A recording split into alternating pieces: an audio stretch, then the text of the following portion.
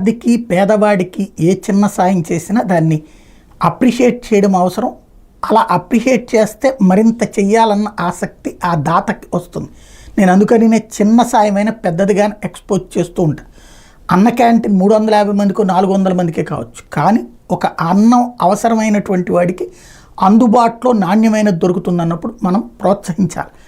అన్నం ముద్ద పెట్టేదాన్ని విమర్శించకూడదు. ఇది నేను మొదటి నుంచి చెప్తూ వచ్చేటటువంటి. అట్లాగే ఇక్కడ మంచి చేసేటటువంటి వాళ్ళని ప్రోత్సహించాలి. ఇప్పుడు తాజాగా ఆంధ్రప్రదేశ్ ప్రభుత్వం 1750 మందికి ఏడాదికి దివ్యాంగులకి 2 వీలర్లు స్కూటీలు లాంటి అందించడానికి నిర్ణయించింది. పక్కన ఇది కూడా పెట్టి ఉండేటట్టు, అంటే 3 టైర్స్తో ఉండేటటువంటి తరహాలోనమాట.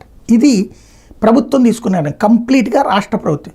సహజంగా ఇందులో అధికార పక్షానికి మద్దతుదారులైనటువంటి దివ్యాంగులకే రావచ్చు, కానీ ఏడాదికి 1750 అంటే 5 ఏళ్లలో 5000, 5750 దగ్గర దగ్గరగా 10,000కి ఒక 1000-1500 తగ్గింది అనుకుందాం. దాదాపుగా 8-9 వేల మందికి వస్తాయి.